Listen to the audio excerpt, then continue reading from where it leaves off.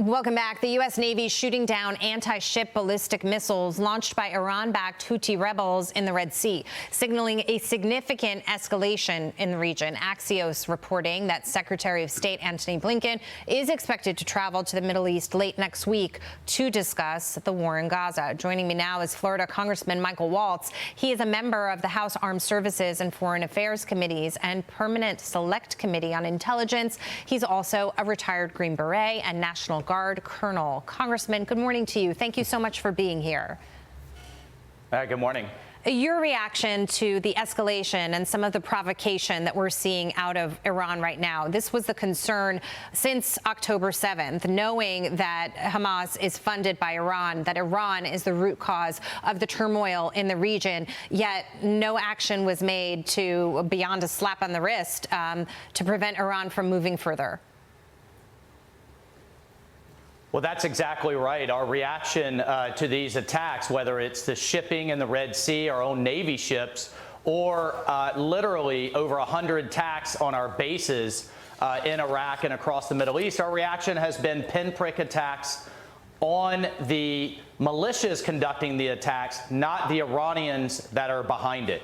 And until we shift policy, until Secretary Blinken announces a 180 in terms of our appeasement policy on Iran, what they call, the administration calls, our de-escalation policy, which the Iranians read as opportunity, because essentially the Americans are announcing that we're not going to hit back. Until we do that, this is going to continue, and my fear is that one of these days we're going to wake up and one of these missiles has actually gotten through and caused a catastrophic attack on one of our bases or on one of our ships. And that is going to be squarely on Joe Biden's hands because of this bad Iran policy. It's not an irrational fear.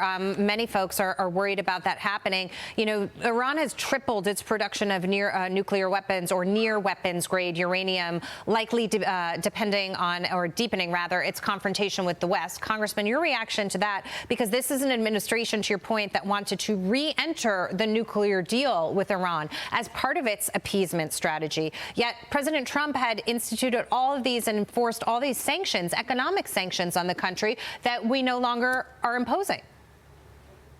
That's right. Iran right now sees opportunity. It's on a full court press. We already see what's happening with Hamas and bogging down Israel and its attack on Israel. It still has trump cards in Hezbollah to Israel's north, in the militias that it's using to harass our forces in Iraq, the Houthis in Yemen, and then the ultimate card it's going to play is its nuclear program, and it is racing forward. Most international experts believe it has at least enough uranium for 3 bombs.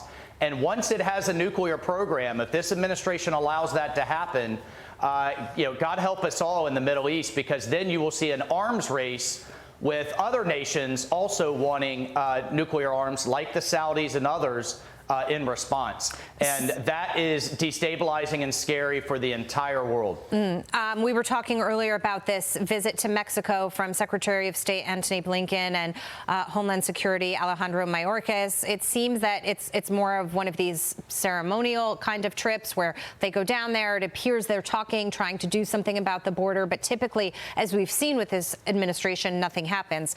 With Axios reporting that Blinken is planning on going to the Middle East, do you think that he could actually elicit change there? He could. I mean, that's what's so frustrating, whether it's Mexico or whether it's Iran or whether it's our energy policy. It's not about running out of money. It's not about some type of natural disaster. It's about bad policy.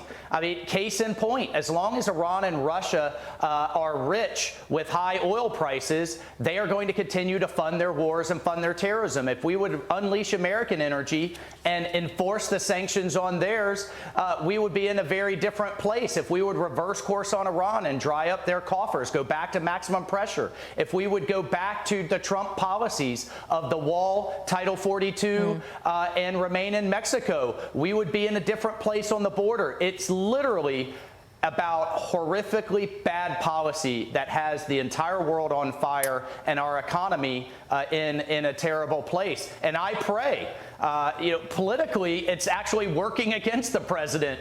But I pray for the world and for the United States that Blinken does do a worldwide tour and say, we were wrong. Here's how we're going to right the ship. Can we switch gears and talk about another foe, China? Because the Wall Street Journal is writing the CIA is struggling to rebuild its human espionage capabilities in China, and there's no real insight into leadership plans. This is very concerning. As many as 24 assets providing information to the U.S. were executed or imprisoned, and among them were high-ranking Chinese officials. Congressman, China continues to poke at the United States, too, and ramp up and escalate slowly because the president has given Xi Jinping a weak impression. Your reaction to not having the resources that we need to be able to combat that?